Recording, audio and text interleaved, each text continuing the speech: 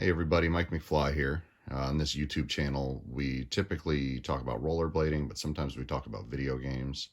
Today we're going to look at something pretty cool, the Atari 7800 Plus video game console. Now, this is a brand new console. It plays the original Atari 2600 games that were released roughly, their heyday was from like 1977 to 1983. Although they did keep producing them until like 1992 officially. And then it also plays Atari 7800 games. Atari 7800 was like the super duper 8-bit console that generally, competed against the Nintendo NES and the Sega Master System. It was actually released before the NES. They did a test market launch in 1984, but it has a complicated history. It was actually shelved for 2 years and finally released as a reaction to capitalize on the success of the original Nintendo. But if you want to learn more about the history of the 7800, there's plenty of videos on YouTube. So what I purchased, I got the system. This is like the Black Friday bundle, even though they kept the deal going after Black Friday. So I think it was $131. I got the system with the console, one wireless controller, and the pack entitled Bentley Bear's Crystal Quest, which is a Super Mario style video game that has been developed in the 2010s, and now Atari, the new version of the Atari company, is releasing it as like a first party title, even though its life started as a what we call a homebrew, somebody just making a game themselves. Also, the Black Friday bundle included basically like a free second wireless gamepad. The Atari 7800, let's see, it had these joysticks in the 80s, and they are pretty subpar. Everybody was looking to play something like a Nintendo controller, and whenever they released the 7800 in Europe, they released it with these controllers. They weren't wireless, but it had this exact form factor. And the new version of the Atari company has, developed a wireless version that has like rechargeable batteries and stuff. And these work on original Atari 7800s, 2600s. You can take your system you've owned for 40 years and just buy the wireless game pads. One of the shining stars of the original 7800 library is a game called Ninja Golf. This was released in the 80s, and it's one of the wildest concepts ever. It seems like a 2005 meme game, but it's actually like a vintage 1987-ish, 88-ish game. Let's see if it says anything on here. It just says 2024, but it was released later in the Atari 7800's library. Here's some screenshots. Then also, I purchased Mr. Run and Jump, which is a Mario-style platformer, for the 2600. And this is a super cool game. I've already played this one. It doesn't come... Now, I don't know about Ninja Golf. This one doesn't come with a manual. You just get the box sealed. I unsealed it. You get this really cool slip cover, and then you get the cartridge itself. Let's see. Look at that. And I've already played this game a bunch on my Hyperkin Retron 77. That's like a system that plays Atari games, that was released a few years ago from a third-party company. So I want to talk about shipping. That's going to be the biggest gripe I have about this system, but I'm a patient guy, so it didn't actually bother me, but it would bother a lot of consumers. So I ordered all this on December 6th, and I didn't receive this until this game by itself until Wednesday, December 18th, I think. And then on Friday, December 20th, I separately received the system. So, it's the holidays, and there's a lot of traffic in the shipping lanes, shipping lines, the postal service. So I get that, but Atari, the company, actually generated a tracking number for my order and then didn't actually ship the item for a full week. So it would have got here a week sooner if they, you know, would have gotten to shipping it sooner. I could understand 2 or 3 days, you know, to pack something out and send it out, but it was like a full calendar week before it actually was received by FedEx. So that could be a problem for some people who are in a rush. I just wanted to share my experience. Take a look at the back of these boxes real quick. Look them on, no wires. You get some cool branding on the game console box. Backwards compatible with the greatest decade ever. Let's see here. Now, is that the 70s or the 80s? Because, you know, it's backwards compatible with both and the 90s, depending on what Atari games you're talking about. Get your pixel fix like it's 1986. At long last, the Atari 7800 Plus has joined the ranks of such timeless icons as shoulder pads, crop tops, and aviator sunglasses. Play any one of our new cartridge releases or insert your original Atari 7800 and 2600 games and rock some classic gameplay. Now, this system doesn't have, you know, full compatibility. Probably has like 95% compatibility with cartridges, because there is something in you know, electronics you can get called an FPGA system. Stands for Field Programmable Gate Array, and it's where the system electronically you know, emulates a it's not emulation, but I'm using the word emulate. It mimics the functions of an entire like 8-bit chipset electronically within like one special chip. And so it's like 99.9% accurate, or maybe 100.0% accurate. And they make these systems to play original Nintendo. They make these systems to play Sega games. There's a lot of them out there, FPGA consoles. And so enthusiasts would have hoped that this would have been FPGA. However, it's just a set of chips on a board that run an emulator. And so instead of hardware emulation, I guess you could call the FPGA, this is software emulation. And so, you know, a software program is you know, replicating the functions of the Atari system. And that isn't quite as accurate. That's the same thing that the Retron 77 does, that's been on the market for several years. So people were hoping for an upgrade HD system from the Retron. This is really just like an aesthetics upgrade, because I think they actually run the same emulator, not out of the box, but like I've upgraded my Retron 77 to run like a newer version of the famous Stella emulator that runs Atari games. I guess this probably doesn't run Stella because it does play 7800, but you know, it is software emulation, so that's getting real nerdy about it. But you know, if you buy one of these, you don't know a lot. It'll play anything you want to play. So yeah, we're gonna plug it in, play it, and just see what we think. Okay, here's a shot of the box opening. I took the wrapping off of it and cut the tape right here. It says, "Have you played Atari today?" And let's see if we can pop this open without destroying it. Okay, this is how this system is presented. With a cool little plastic cover. And this is probably the cords and all. Let's pull that all out. Okay, I really like what I'm seeing with how this game system was packed in its box. It reeks, you know, first party official game system. It's not like buying some of these emulation boxes like the Atari Flashback or Coleco Flashback over the years. This thing's really cool. Now, in the 80s, it was like a fad that you would buy dust covers for your electronics. So this is to protect the front of the system while shipping. But it's funny, like they included like a free plastic dust cover, you know, to keep dust off your system. I don't know if they intended that, but it can be used, you know, used for that. Then here's, you know, we get the quick start guide.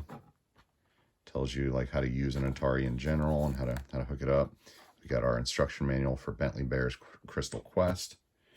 Let's look back at that. Just nice and plain silver stuff. All just looks so authentic and so Atari.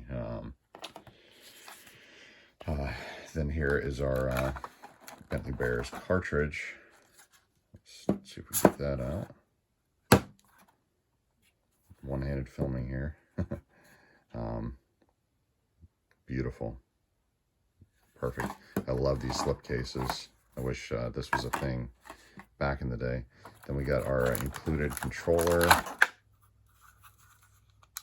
That's a really cool form factor, really cool size.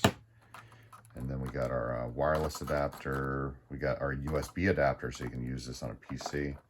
You could just buy one of these controllers and download the freeware Stella emulator and the ROMs pretty much legally, most of them legally, because of how long ago this was. A lot of the software companies are bankrupt, so the stuff they made is like abandonware.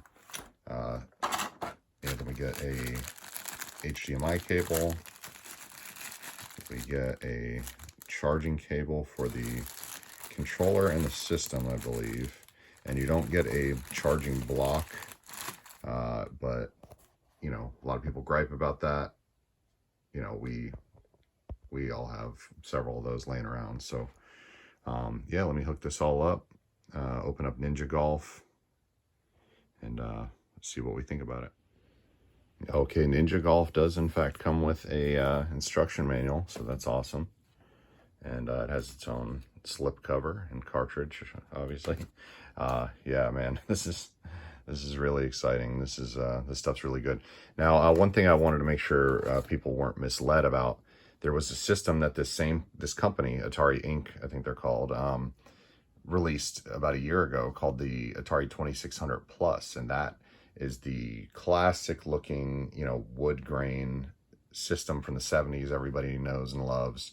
And that system had the ability to play these newer 7800 games. So really, there is an improved cartridge slot on this model, but really, if you already own the 2600 Plus, it's the same system. You know, it's just like an aesthetic upgrade, or, you know, if you're that OCD that you have to, you know, you grew up with Atari and you want, you know, your wood grain console to play 2600 games, and you want your sleek, angular system to play the 7800 games. So also, let's just look at the system. Now, this is only 80% of the original size. It has been shrunk down.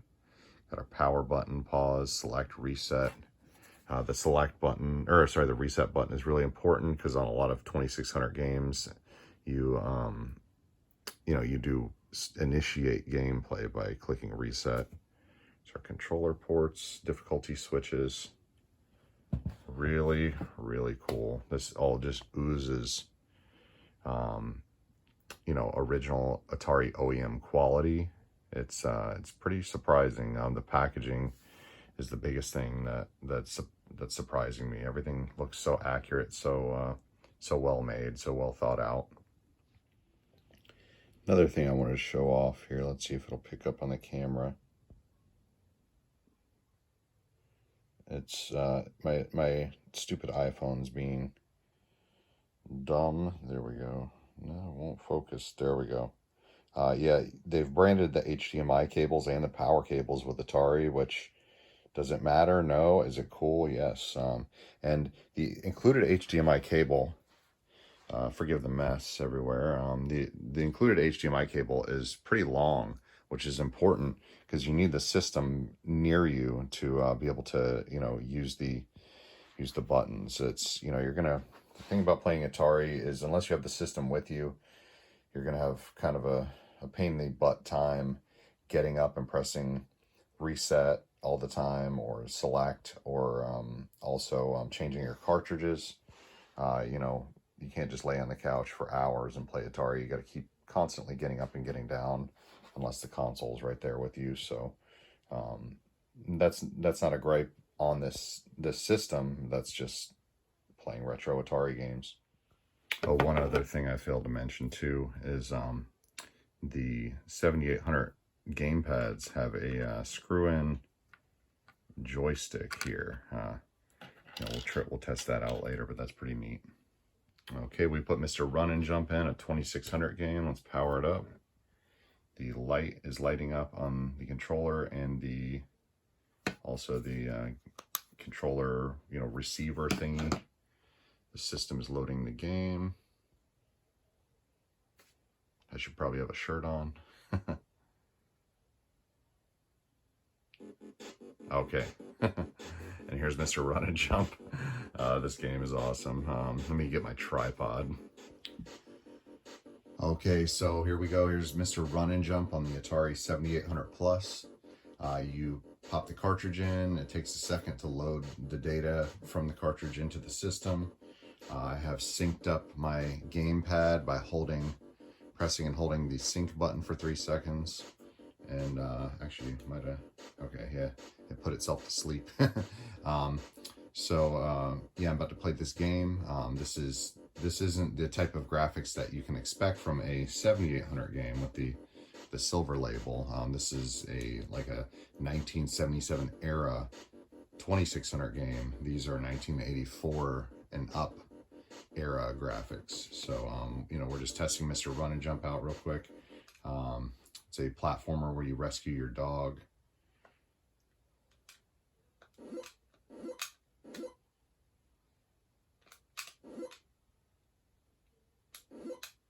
Now, this doesn't look like much, but this game would have, blown minds in 1977. This would have been the killer app that everybody was talking about, everybody wanted to play. Now, if you're into retro gaming, it's important to actually have a CRT TV and original, unmodified original consoles if you actually want to have like nil to zero latency. But if you to play something like Super Mario's, it's so hard. You need to have like super precision controls, and there is a huge lag from the system to the TV, really from the HDMI port to the display. LCD TVs, plasma TVs, there's a lot of latency. A CRT TV, like the tube TV from the 80s, it projects the image on the screen much faster, when you slow things down to like milliseconds. And so like champion speedrun players that can complete Super Mario the fastest of anybody ever, they use a CRT television because of the low latency. So you're not going to expect like the best latency on an LCD TV, but it's just a part of life. It's hard to track down one of those old tube TVs.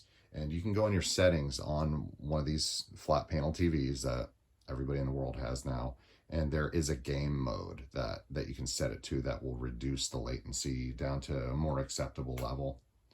All right, so now we're on the second level of Mr. Run and Jump.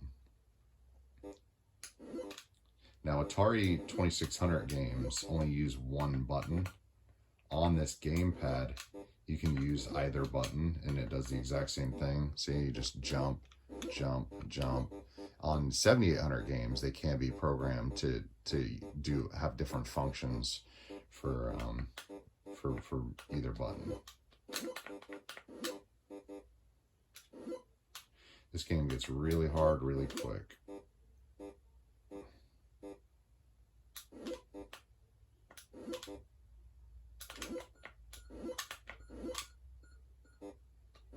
This gamepad actually has pretty good precision. I'm used to playing with a custom joystick I had built that has real arcade controls, and this is performing very well, a lot better than my other Atari controllers. Except the arcade control joystick is still superior, but man, this is good. Wow. Wow, it was a struggle for me to get to this third level, but using this gamepad, I don't know, maybe I'm just getting lucky right now.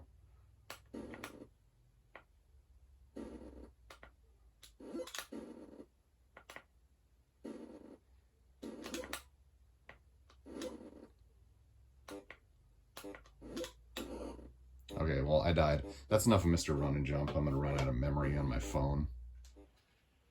Okay, now we're going to look at Bentley Bear's Crystal Quest.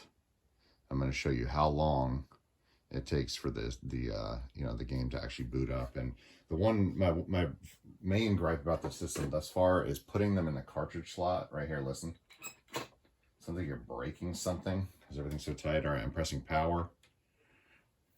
System's on right now. It's loading. It's loading. Cool boot up screen. My camera makes things look a little fuzzy. I have cleaned the lens, but it's, you know, it looks like 4K in person. It looks great. Loading. This is a lot slower to load than the 2600 game, Mr. Run and Jump. Okay. Here's Bentley Bear's Crystal Quest. So we're just gonna go ahead. Let's see. I believe we'll press one of the action buttons to start. Okay, that works.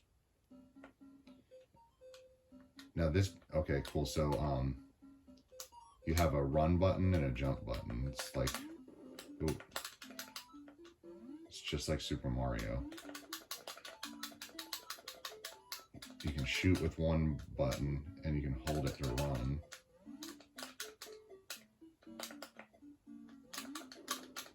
And you have an energy bar.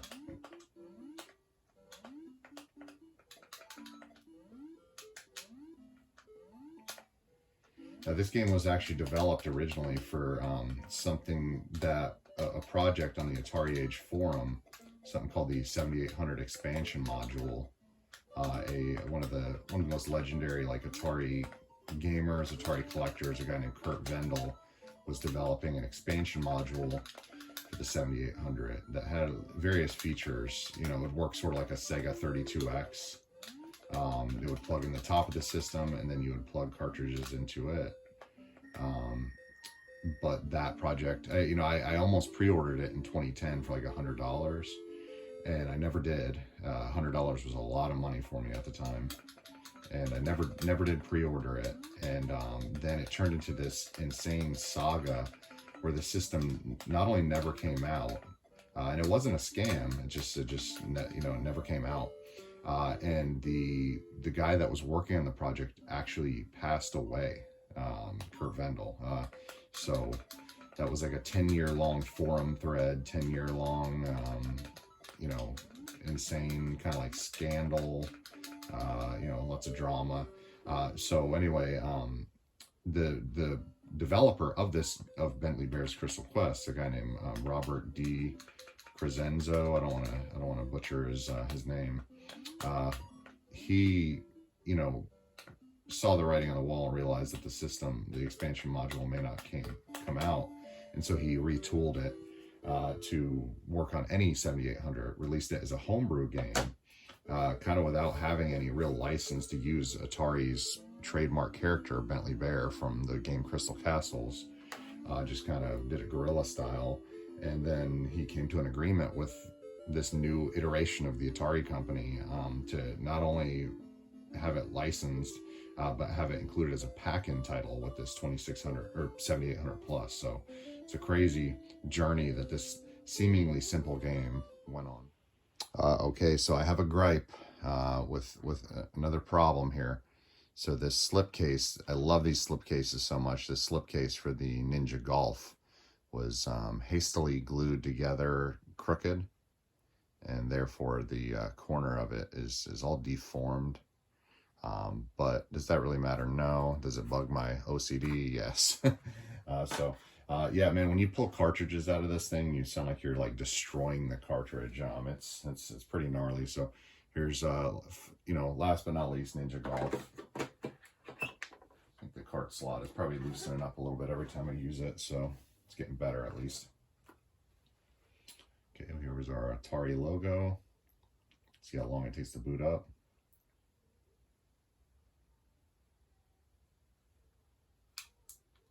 Oh, and every time you turn the system off, it seems, oh, okay. I'm being a boomer. So I'll illustrate this in a moment, but you actually don't have to turn the system off to swap cartridges. You can hot swap them. It's just, it's just we're so used to not being able to do that.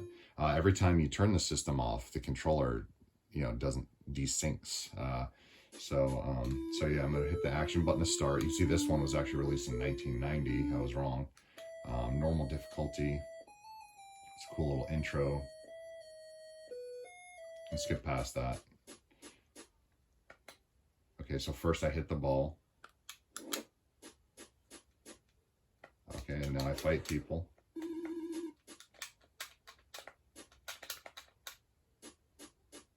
This is, I mean, what can you say about Ninja Golf?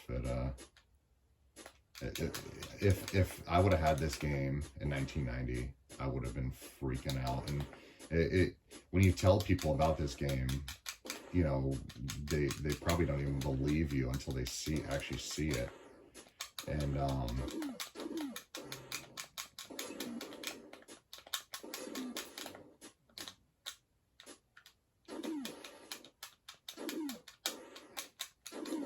fighting big frogs, man, this is actually a pretty hard game.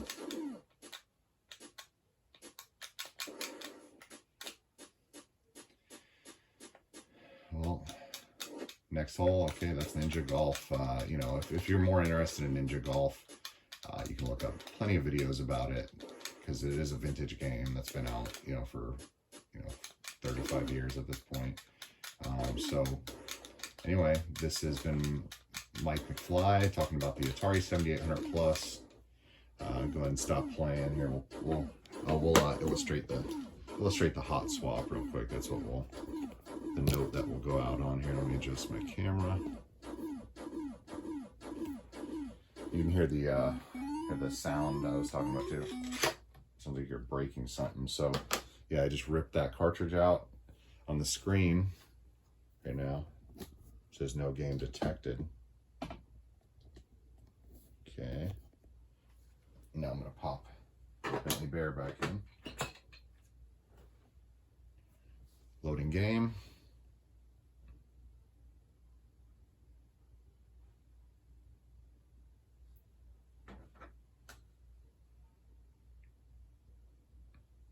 Waiting. Pretty slow load time, I have to admit. Okay, and there's Bentley Bear's Crystal Quest. So I'm going to power the system off. This has been Mike from Mike McFly YouTube channel. We talk about rollerblading, we skate, we do stunts, but sometimes we talk about video games. And I hope you've enjoyed this video. Have a good one, guys.